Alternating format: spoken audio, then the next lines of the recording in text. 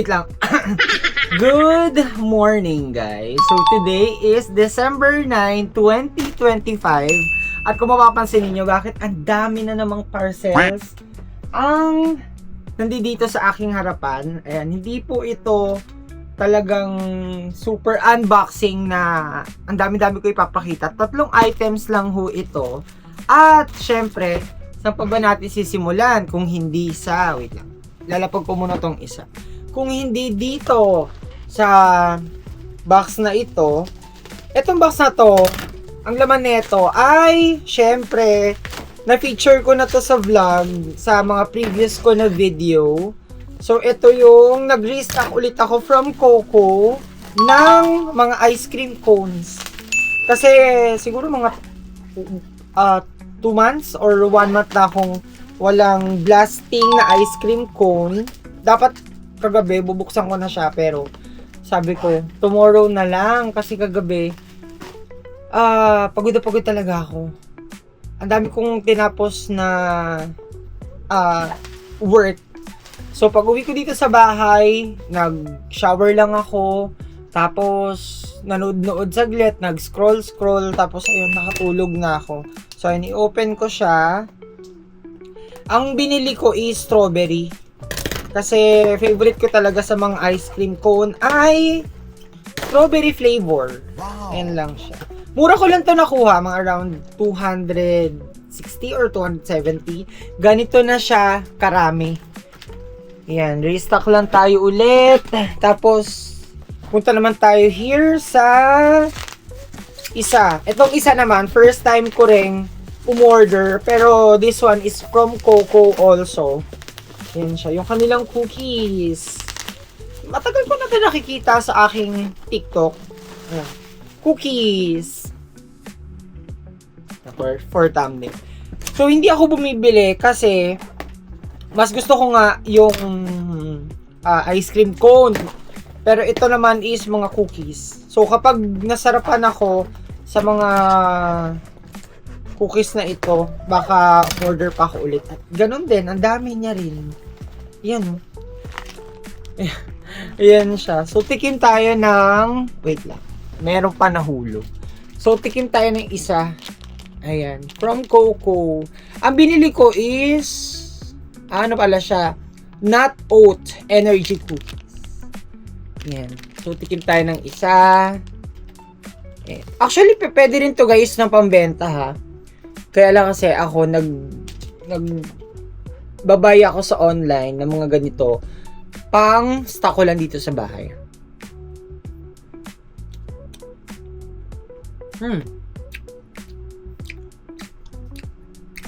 Ay masarap siya. Yung tamis sakto lang, yung alat sakto lang din. Tapos ayan. Naging mukbang na to. Wait lang. Anyway,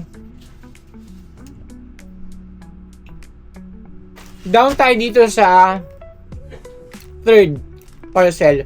So, etong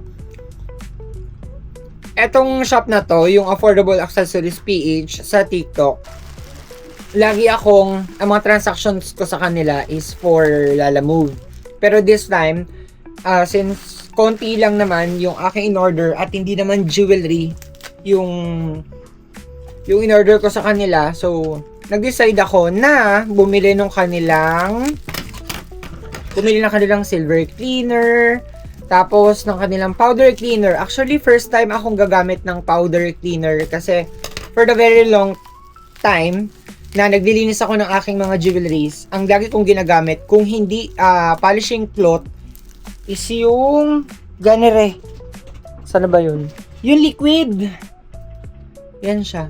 Yung mga liquid na ganito. Tapos, nung time na meron akong item sa kanila na in-order, ayan, from Affordable Accessories. Nung time na umorder ako sa kanila ng bracelet, sabi ko, Madam, pwede po bang pa-include ng 2 polishing cloth? And yung binigay nila sa akin, sobra akong natuwa kasi talagang narinis yung aking jewelry. Ayan, parang less than 400 pesos lang to for 10 pieces. For 10 pieces na polishing cloths. Tapos, yung kanilang, ito, yung kanilang powder cleaner. Nandyan. Ayan. So, tamang-tama, masusubukan ko tong kanilang powder cleaner kasi meron akong silver na bangle na kahit linisan ko siya ng liquid, pag pinupunasan siya, lumalabas yung kinang. Pero pag liquid yung ginagamit, hindi ko alam, hindi ko siya malinis, hindi ko siya maibalik sa dati niyang kinang.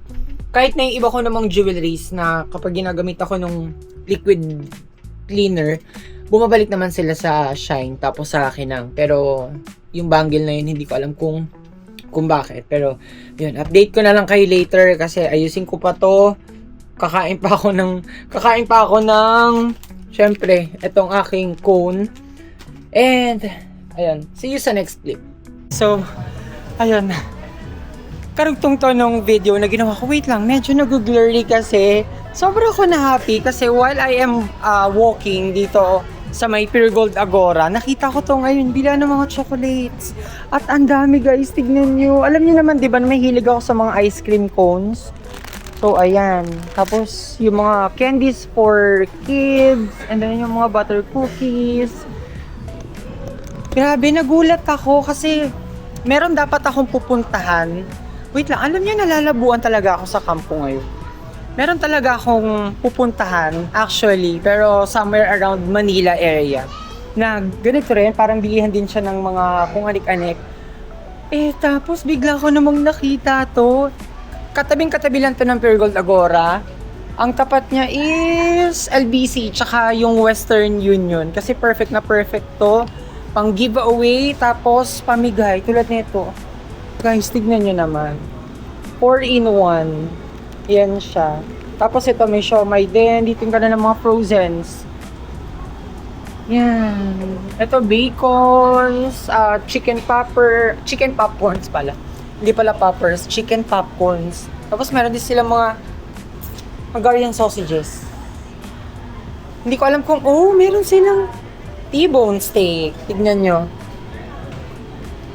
Ayan guys, may T-bone. Ito ang price is 1,452. Tapos meron din sila mga sisig here. Ito mga drinks na. Tapos, ito ata is Sylvanias. So, ano nga ba ang pwede kong mabili dito?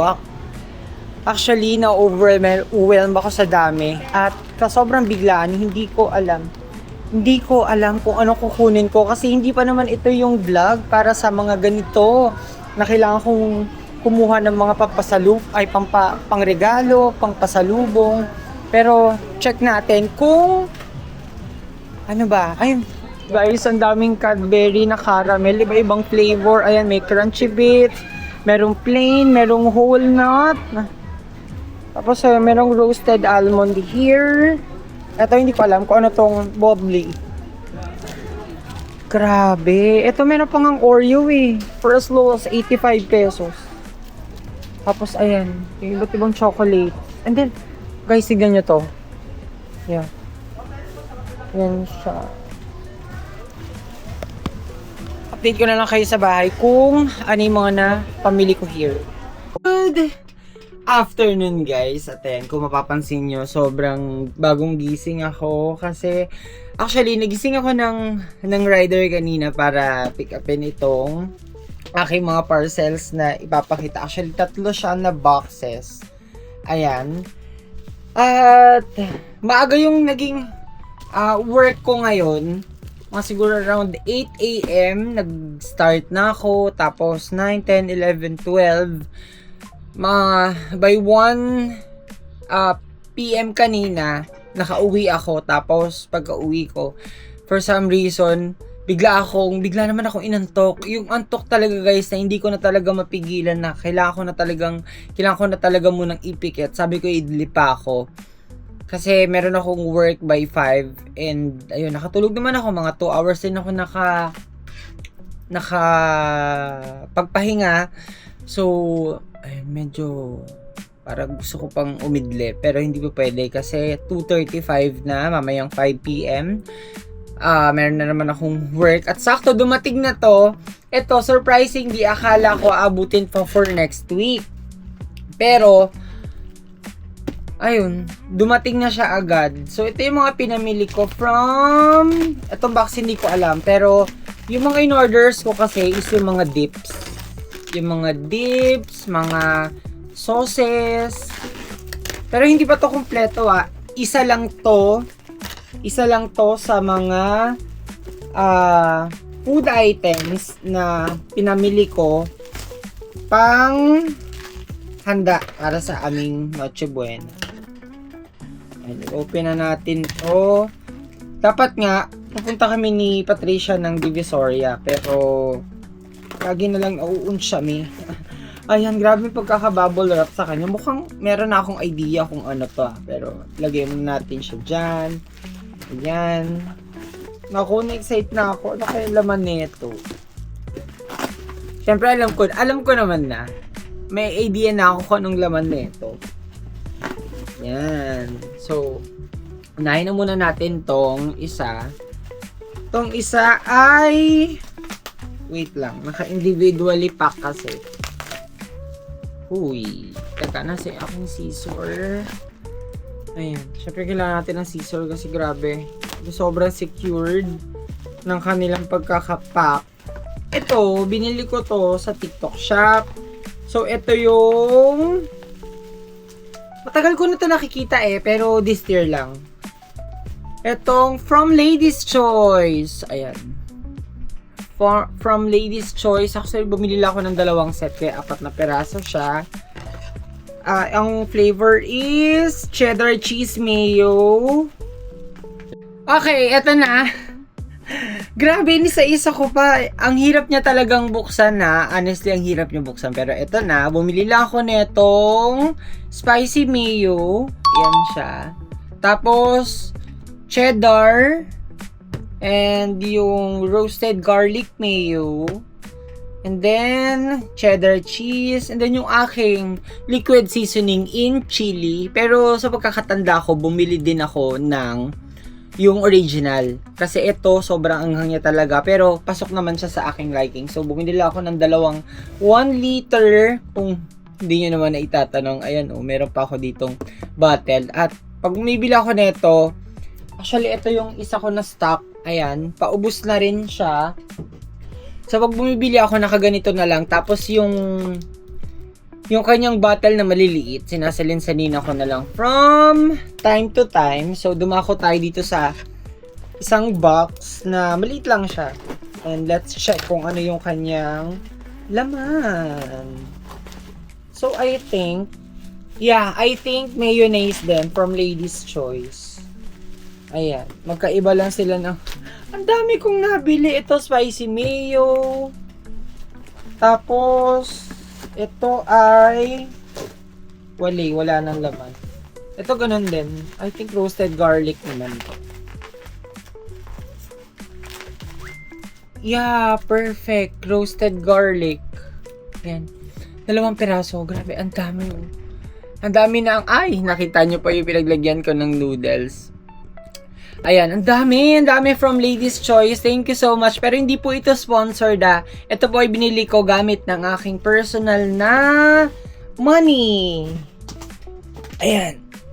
Tapos dumako naman tayo dito sa last box. Ito, chika ko lang, di ba meron akong pinakita na in-unbox ako na cookies. Sobra ko talaga siya nagustuhan, guys. Like, maya-maya ako siyang kinakain. Nag-enjoy ako pag kinakain ko siya. Hindi ko alam, nagustuhan ko yung lasa. Dahil siguro, compare dun sa ice cream cone. Yes, I love ice cream cones. Pero, simula nang natikman ko to, yung in-unbox ko na delicious, napa-order ako ng isa pa ulit. Ayan. Ito naman is, ganito naman siya. Butter cookies. Ayan. So, ito na yung aking mga pinagbibili for this vlog episodes. So, thank you so much guys for watching. Don't forget to subscribe to my YouTube channel, Lance Ivan Vlogging. Please like and share this video if natuwa ka. So, see you guys on my next vlog.